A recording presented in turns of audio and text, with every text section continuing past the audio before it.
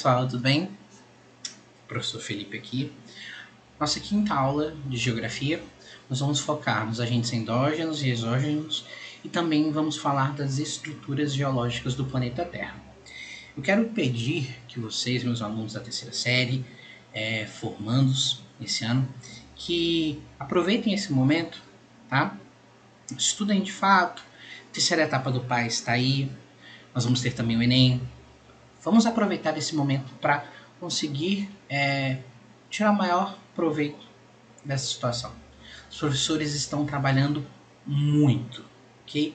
Muito para trazer essas aulas para vocês. Vocês podem falar, professor, mas não está tão bom quanto eu queria que fosse. Mas a vida é assim, né? A gente foi pego de surpresa e acredito que dentro das circunstâncias está muito bom, ok? Então vamos lá? A lógica de entender a modificação e a formação do relevo tem muito a ver com a lógica e formação das rochas, tá? A gente tinha uma ideia de que a rocha é algo estático. E também, muitas vezes, a gente pensava a mesma coisa do relevo. Mas não.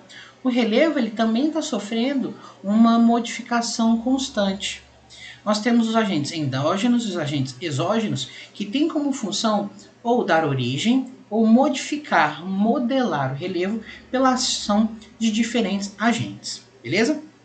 Então o relevo ele também está em modificação, ele também está sendo transformado diariamente.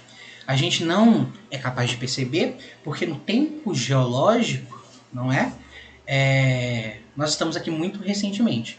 Então essas modificações não são perceptíveis para nós seres humanos. Daqui a milhares e milhares de anos, as estruturas, os movimentos tectônicos vão causar modificações desse relevo, beleza? Então, olha, vamos começar com os agentes internos, os agentes endógenos. Agentes internos e agentes endógenos, eles causam principalmente a formação do relevo. As forças provenientes do interior da Terra. Você lembra lá quando a gente falou da estrutura interna da Terra, o núcleo, o manto? E uma energia, uma força muito grande acontece ali. Pressão muito elevada. Isso faz com que ocorra o movimento das correntes de convecção. E aí nós temos o tectonismo. Quando a gente pensa no tectonismo, você lembra do movimento convergente das placas tectônicas, principalmente. Uma placa mais densa e uma placa menos densa. Quando ocorre esse choque, nós sabemos que uma delas vai ser destruída pelo magma, aquele processo de fusão, e a outra vai sofrer um enrugamento, dando origem na superfície terrestre a um relevo acidentado, formação de um relevo ali, ok? O vulcanismo também é uma forma de formar novos relevos, novas estruturas, novas formações, novas rochas. Lembrando que toda essa energia do vulcanismo, da erupção vulcânica, por exemplo, ela é proveniente do interior do planeta Terra. Então, existe uma pressão muito grande, atividades constantes ali no que acontece na astenosfera. Em alguns momentos, em alguns lugares específicos, esse magma acende, esse magma é expelido. Ocorre então esse derramamento desse magma. Também ocorre o ato de expelir o que nós chamamos de piroclastos, que são o quê? Materiais sólidos, rochas que estavam formadas ali. Então ocorre tanto o derramamento do magma quanto o ato de expelir esses piroclastos. Lembrando que quando ocorre o derramamento desse magma, nós vamos ter a formação de uma rocha ígnea vulcânica. Nós falamos lá na aula sobre formação de rochas do basalto, que é essa rocha que ocorre a solidificação desse magma externamente. Lembrando que se essa solidificação ocorre antes de atingir a superfície terrestre, nós vamos ter uma rocha magmática, plutônica ou intrusiva. Os terremotos também. O movimento abrupto dessas placas tectônicas, principalmente na região do Círculo de Fogo do Oceano Pacífico, quando eu tenho esse choque de placas tectônicas, eu tenho uma quantidade imensa de energia liberada. Essa energia liberada que causa o terremoto pode quebrar, em alguns lugares, o relevo, mudar aquela forma, desestruturar tudo aquilo. é importante se lembrar também que quando o terremoto ele ocorre ali no oceano, nós vamos ter a formação de tsunamis. O ser humano ainda não é capaz de prever quando acontece o terremoto. É mais fácil, obviamente, entender que ele ocorre principalmente nessas áreas de instabilidade tectônica do movimento convergente dessas placas. Ok? Aqui nós temos uma imagenzinha para mostrar o movimento convergente das placas tectônicas e o enrugamento da crosta terrestre, dando origem a esse tipo de formação. O GIF aqui ele mostra uma erupção vulcânica, essa quantidade de magma sendo expelido que em algum momento vai ocorrer a sua solidificação, mudando a forma desse relevo também e dando origem a novas rochas. Estruturas geológicas. Nós sabemos de 3 estruturas principais: escudos cristalinos, bacias sedimentares e dobramentos modernos. Analisa aqui o processo de formação deles. A gente sabe que o escudo cristalino, ali no Arqueozoico, os dobramentos modernos do Mesozoico para o Cenozoico, e ali no Paleozoico nós temos a formação das bacias sedimentares. Novamente, a bacia sedimentar formada pelo sedimento de outras rochas, de outras estruturas. Aqui que nós encontramos fósseis e também combustíveis fósseis. O escudo cristalino, por ter sido formado há muito tempo, ele está sofrendo a ação dos agentes exógenos há muito tempo. Então ele se formou há muito tempo, porém ele também está sendo desgastado há muito tempo. Ele está sofrendo com variação de temperatura, ele está sofrendo com a ação dos ventos, sofrendo com a ação da água, da chuva. Todos esses agentes exógenos, eles vão fazendo o quê? Eles vão reduzindo a altitude desse relevo, pegando esse sedimento e transferindo esse sedimento para outros lugares, formando nesses outros lugares essas bacias sedimentares. Consegue acompanhar meu raciocínio? Algo formado há muito tempo, está sofrendo a ação dos agentes exógenos há muito tempo. Só que aquele material ele não se perde.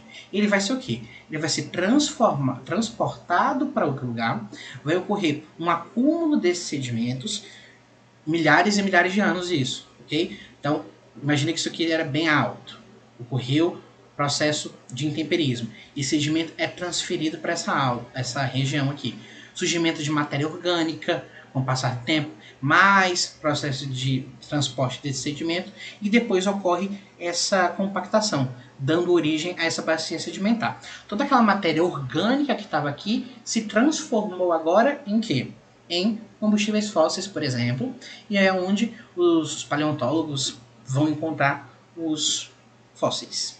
E o dobramento moderno, recentemente, geologicamente falando, onde ocorre essa formação montanhosa, muito alto, muito elevado, que com o passar do tempo, milhares e milhares e milhares de anos para frente, também vai sofrer a ação desses agentes exógenos e provavelmente vão perder altitude. Beleza? Tranquilinho, né? Então nós vimos os agentes internos, as forças provenientes do interior do planeta Terra, causando essas transformações. Mas além dos agentes endógenos, nós temos agentes externos ou exógenos. Mas preponderadamente são água, tanto a fluvial quanto a pluvial e a marítima, os ventos e a alteração climática, que ocasionam 2 principais processos, o intemperismo e a erosão. Aí você para aqui, você vai lembrar ano passado, que eu acho que eu passei o ano todo falando sobre intemperismo e erosão. Se lembrar que o intemperismo está ali com aquela perda de sedimentos. Por quais motivos? Pode ser intemperismo físico, químico e biológico. Já o processo erosivo, ele é um processo mais complexo. Ele tem a ver com o que aconteceu com o intemperismo, com o processo de transformação desse material, de transporte desse material e o depósito desse material, por exemplo, aqui na região de bacia sedimentar para formar essa nova estrutura. Acompanhou o meu raciocínio? Então, o intemperismo ocorreu apenas o desgaste. A erosão tem o transporte, a compactação desse material em algum outro lugar. Por esse motivo, esses elementos citados são, por vezes, chamados de agentes intempéricos ou agentes erosivos. Nós já estudamos bastante isso aqui, intemperismo físico, químico e biológico. Vamos lá. Intemperismo físico. O intemperismo físico ele é mais comum nas regiões que ocorrem uma grande amplitude térmica. Lembra da aula de climatologia? Amplitude térmica, variação entre a máxima e a mínima. Nas regiões que, por exemplo, de dia a temperatura é muito alta e à noite a temperatura diminui, a gente sabe que os materiais sofrem com um processo de dilatação. Esse processo de dilatação, ele vai fazer o quê? Ele vai modificar a estrutura daquela rocha, a estrutura daquele relevo, por exemplo. Mas não necessariamente ocorre uma mudança na composição. Lembre bastante disso. Eu sempre falava, uma rocha ela só mudou a forma. Mudar a forma é uma coisa, mudar a composição é outra.